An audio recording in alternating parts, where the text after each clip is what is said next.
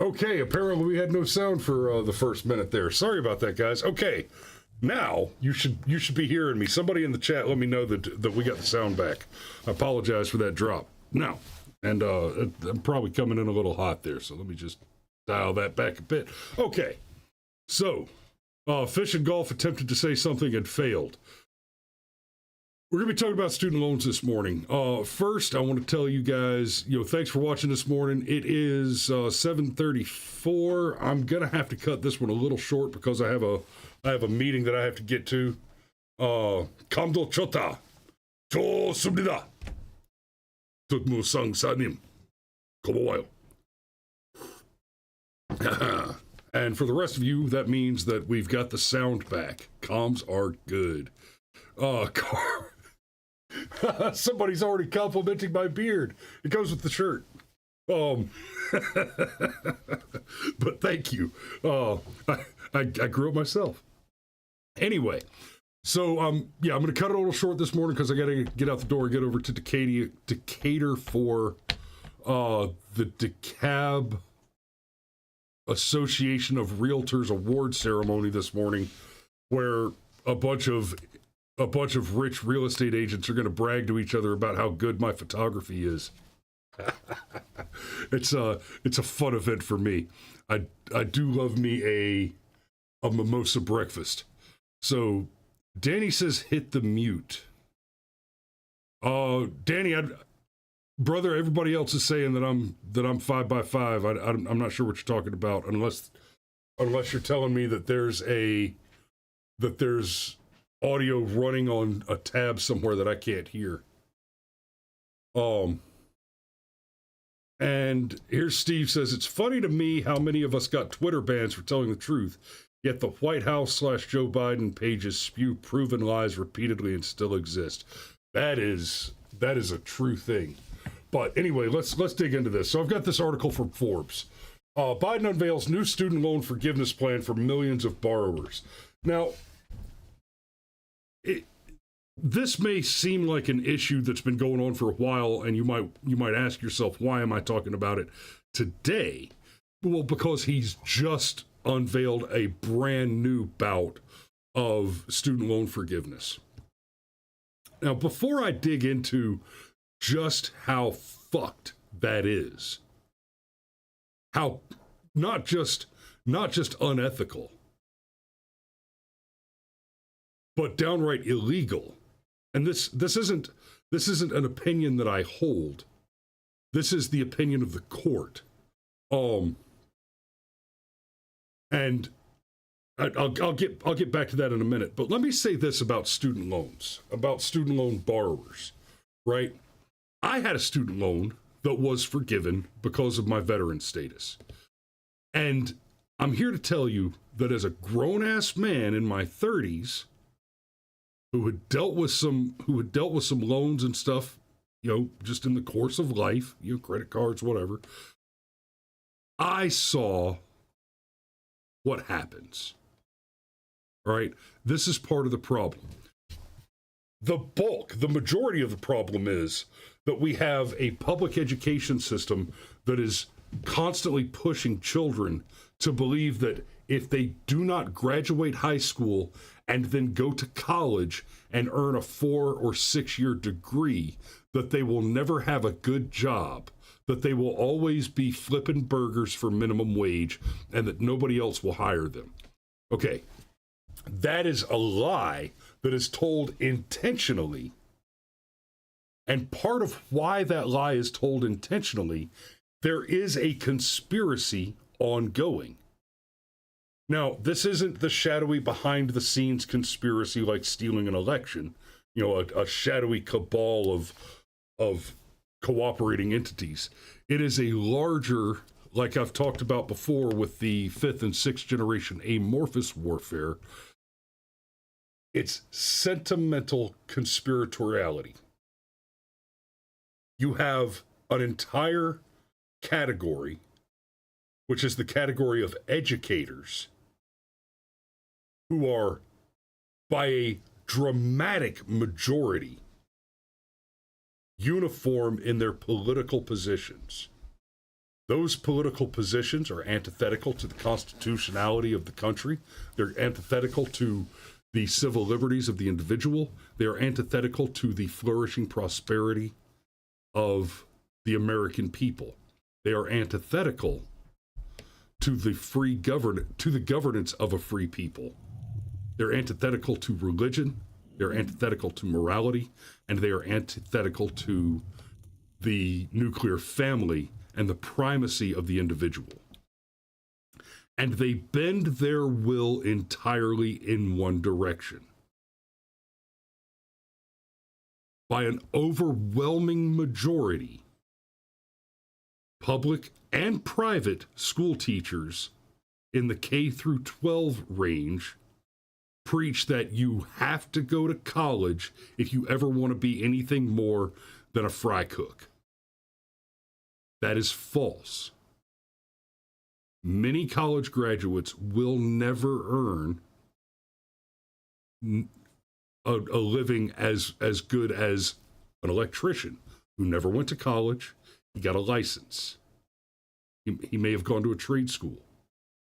I have been a professional electrician earning good wages without ever having gone to trade school.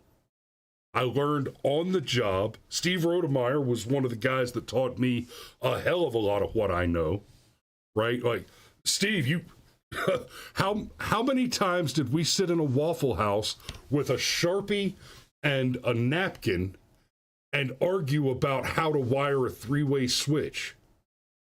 And neither one of us was ever right.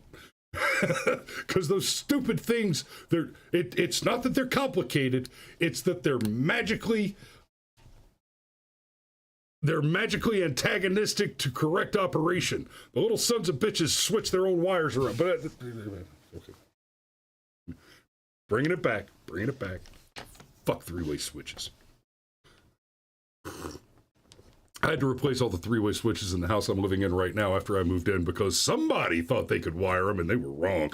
Anyway, so you got plumbers, you've got electricians, you've got licensed massage therapists. You know, there's plenty of jobs out there where you go to a trade school, get a license. Right? Real estate agents, insurance brokers. You don't need a college degree to do that kind of work. You need to take a course and get a license. I've held an insurance brokerage license, right? I didn't have to go to college. I've been to college. I did not go to college to be an insurance agent. I did that quite separately. I went to college because I had fun studying philosophy and filmmaking, right? But when you sit down, this is in defense of the students. When they sit down to fill out the paperwork, you might have, like, for me, I had the GI Bill. GI Bill paid for everything. I was also eligible for the Pell Grant. That's a grant. That's money that you get that you don't have to pay back. And let me tell you something, college books are expensive. Cameras are expensive when you're going to film school, right? So I took some Pell Grant money. There was another grant, and you know, basically the little financial aid girl just had me signing the lines. And then a few months later, I get this paperwork about the student loan I took out. And I was like, well, no, hold on a minute. I signed up for some grants. What are you talking about, a loan? And no shit, there was a loan. It was a few $1,000s. Like, okay, whatever. Lesson learned. It's a con game. The financial advisor will con. I don't know if they get a kickback or how that works, but they're conning you. They say, okay, sign up for your grants here, and they con you into taking out loans you don't understand. You don't know that you're taking out. I got stung by it once. It pissed me off.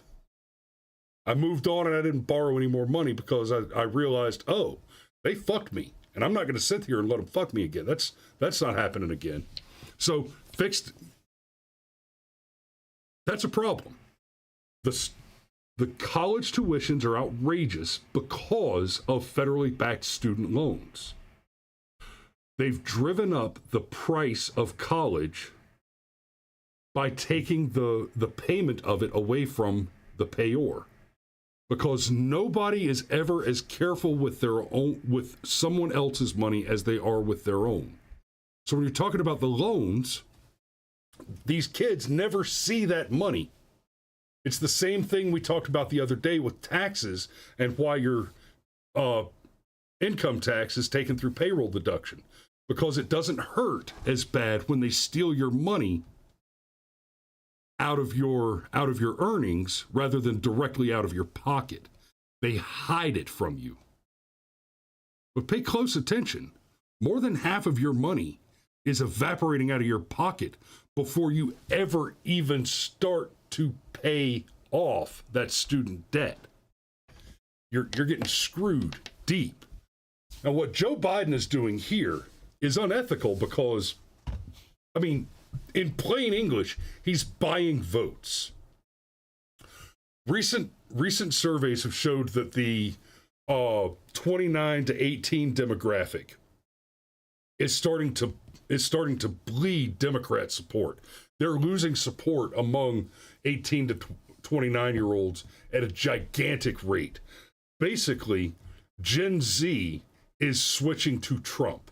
Now, that's a little hyperbolic. A lot of them are bleeding off to like Cornel West and the Crystal Healing Lady and the latest Kennedy, but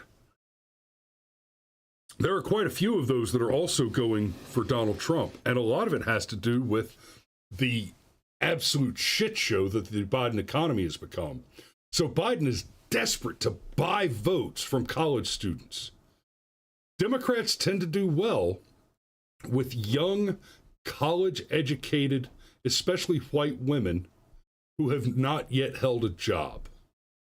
If they haven't had a real job yet, but they've gotten a college education, a big problem there is the majority of those college educations are explicitly miseducation. They're sex studies, gender studies, ethnic studies, what we call the grievance studies culture.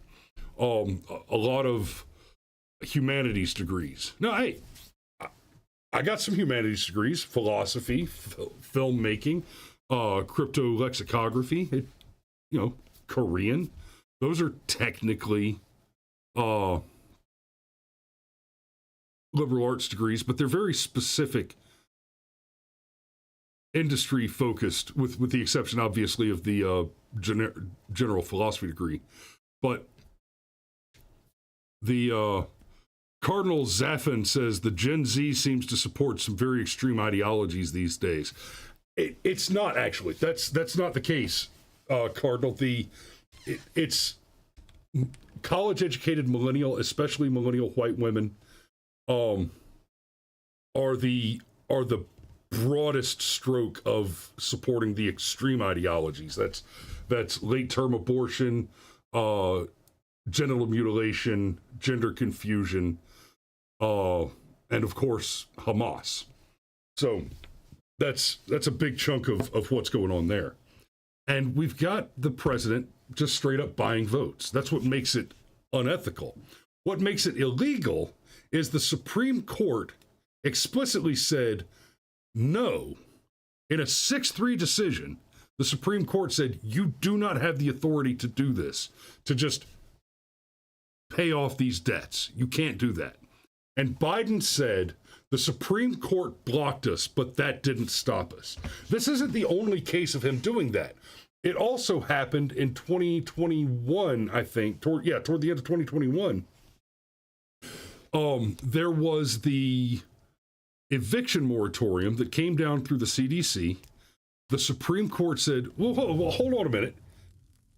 Y'all don't have the authority to just steal money from people at all. You can't do that. You can't just steal money. Because make no mistake, the eviction moratorium, that's what that was. That was, we've identified a class of people, landowners, and we're going to make them the victims of another class of people, non-landowners, renters. And we're just going to say, you know what?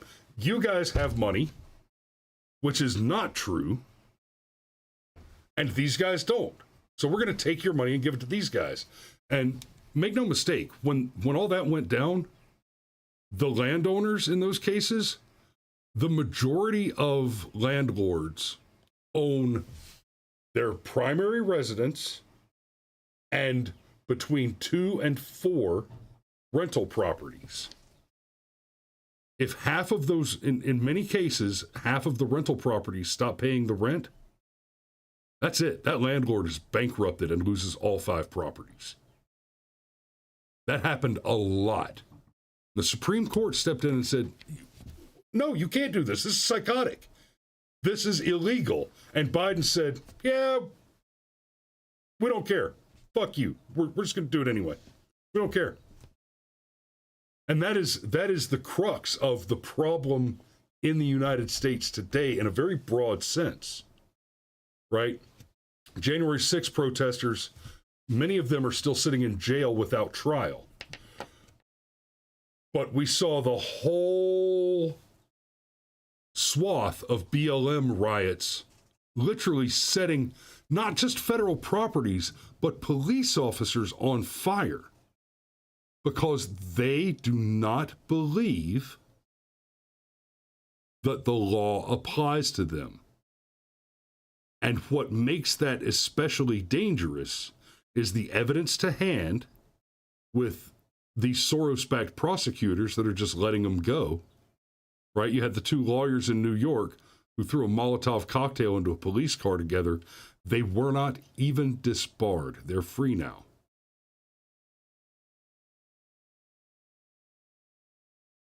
It's not just that they believe that the law doesn't apply to them. It's that all of the evidence to hand supports that supposition.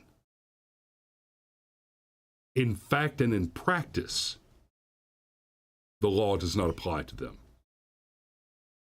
So Biden,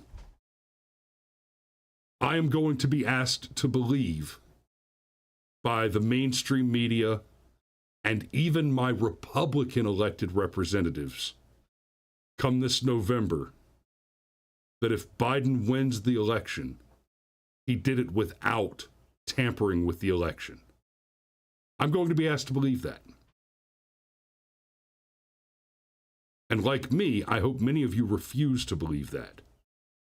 I'm being asked to believe that a man who on more than one occasion, right, we've just discussed 2, the student loans and the eviction moratorium, on more than one occasion has explicitly stated that despite the Supreme Court, I do not care what the Supreme Court said. I'm going to do what I want to do anyway. I'm going to be asked to believe that that man is beyond reproach, unimpeachable, and absolutely did not engage in election fraud, in election tampering, that he didn't rig an election. And let's not forget, I mean, we've got the tape. We heard him say, and all the reporters said, oh, it was a gaffe, he slipped. But he said the words, we have worked to build the biggest election fraud machine in history. He said it out loud. And we were all expected to believe, oh, well, it was a Freudian slip.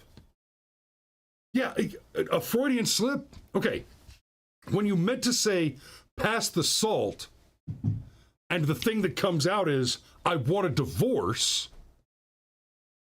that it may be that that's a Freudian slip. It may be that you meant to say something else, but the point to a Freudian slip is you accidentally told the truth. That's what a Freudian slip is. When Biden accidentally tells the truth, I don't care how you try to hand wring it away. He said it. Trump can't crack a joke. Right? Well, boy, I hope Putin's got those emails so we can get a look at them. Right? That was an obvious joke. And the press ran with, Donald Trump is asking Vladimir Putin to conduct espionage against his political rival. Y'all, I want you to understand, keep this in mind.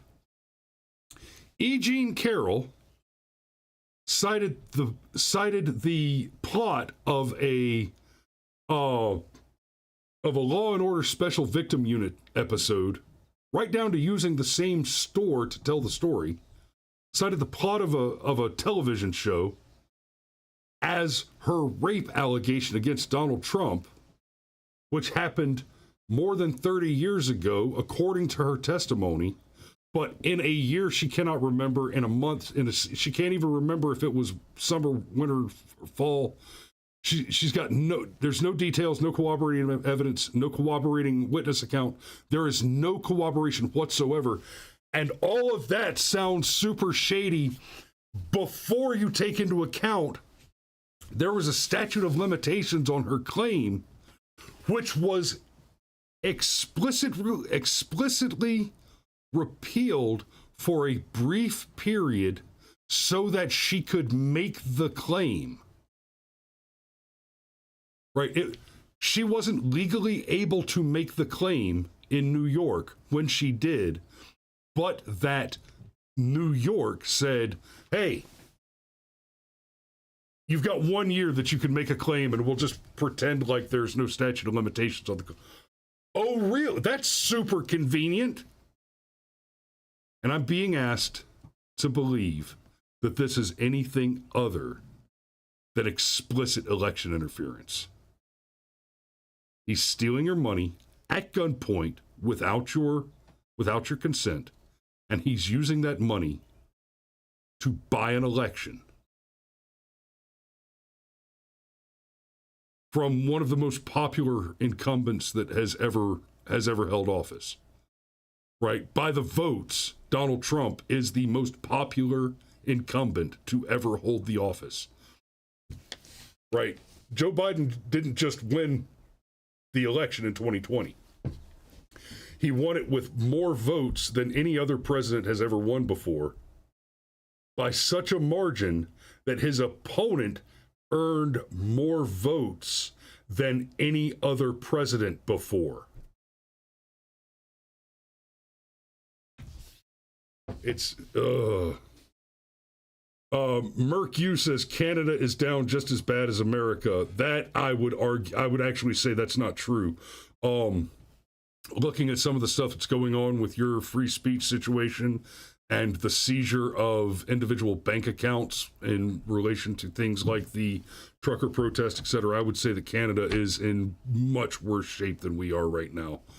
But Turning Gun says someone sounds a little upset this morning. You know, I got a little spun up this morning. I did. But I've gone a little over what I wanted to this morning. Like I said, I needed to cut it short. So thanks for watching this morning, guys. I hope you all come back tomorrow.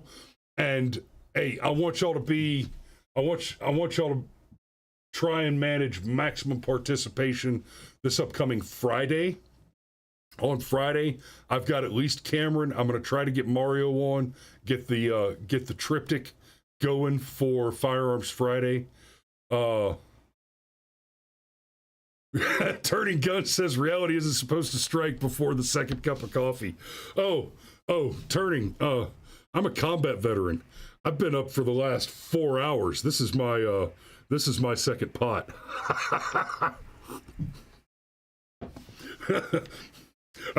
It's not that I started early, it's that you didn't start early enough, my man. So, thanks for watching this morning, guys.